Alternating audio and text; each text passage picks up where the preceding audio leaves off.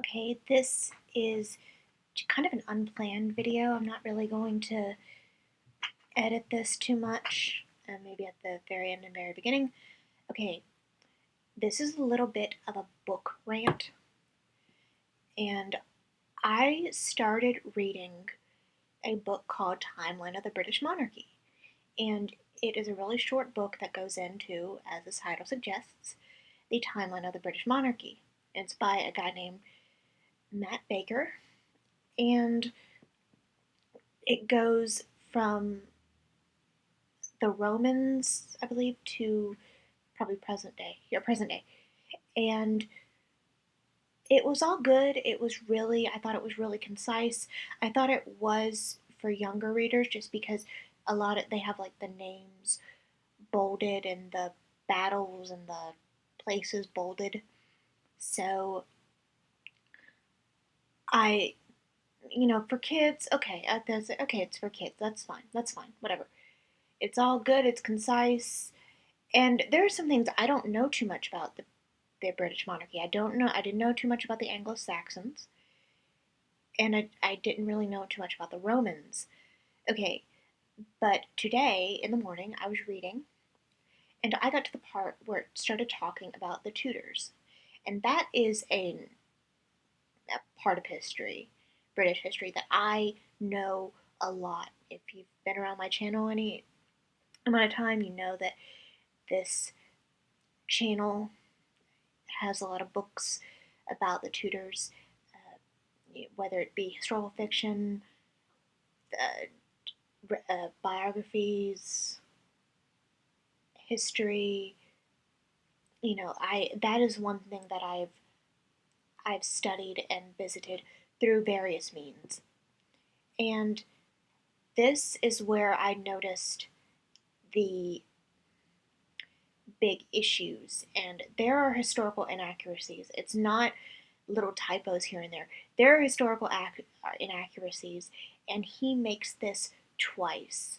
His first, he makes one twice, but I got to, I got to three historical inaccuracies until I just said forget it because I don't even know if this is true.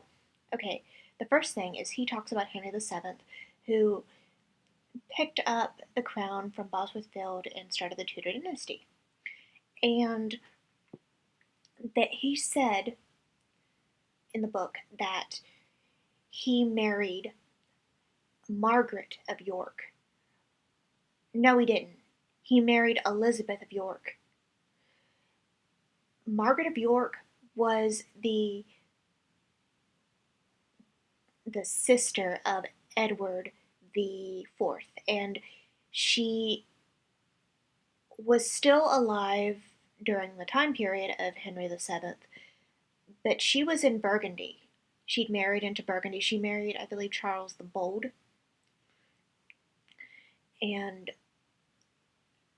so she was around, but she was a completely different generation. He married Elizabeth of York, who was the daughter of Edward IV and Elizabeth Woodville. And this particular error was made twice. But I looked on they have charts and stuff that has the family trees. The family tree is right because I looked at that. I was able to look at that. But he made it he made that same error twice, and it's bolded, and it's like, okay, I can live with that. I can live with that. Okay, fine. One error, whatever. I can live with that. But then he gets to talking about Henry VIII's um, marriage to Catherine of Aragon, and he was worried. The Pope was worried about taking off uh, Charles the Fifth of Spain. But Matt Baker in the book says that her nephew, Catherine of Aragon's nephew, was Charles V of France, who had reigned a few centuries before that. Um, During this time, I believe, let's see, I believe, let's see, Fra- uh,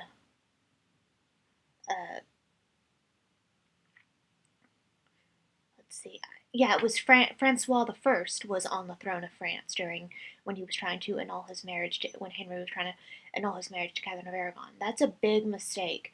Um, you're going back. You got the wrong century. You've got the wrong person. They weren't related. So, two strikes. And then they get to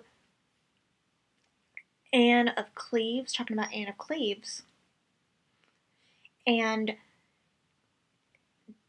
in the book it says that she was sent home. She was not sent home. She got a pretty good deal about it. She had her own home, and she was known as Henry VIII's sister.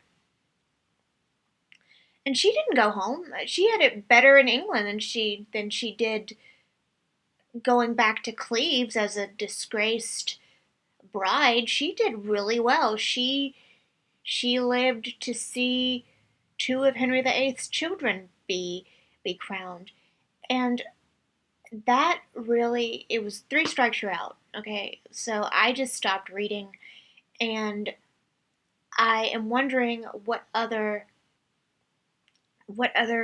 historical inaccuracies are in the book, because there's a lot of things I don't know, such as about the Anglo-Saxons, and I don't know everything about the Plantagenets, mainly the Wars of the Roses. But this, I was really bummed out when I saw this big historical uh, inaccuracies. Some of them bolded for everyone to see, and until that, I liked this book. My mom joked because I told her about it. We talk. My mom and I talk every day, and I was like, "The book is filled with inaccuracies," and she goes, "Are you gonna call and lodge a complaint?" We joke around. Hey, are you gonna call and lodge a complaint? I go, "No, I'm just gonna make a video on YouTube." So that is this video that is just a little rant video. I was bummed out because I really, really, really, really wanted to like this book for what it was. I'm probably not gonna buy any more of his stuff because there's other things I don't know as much about, and maybe it would confuse me and be wrong. I'm not really sure. I think the editor should have caught that. Um, Especially the Margaret of York. That's like the whole different century when she was of marriageable age. So that is my book rant, and I will see you all in the next video. This was so unplanned. I finished the book about Catherine de' Medici, and I had stuff planned for that, but this kind of ticked me off, so I thought I'd share it with you. I will see you all in the next video. Bye, guys.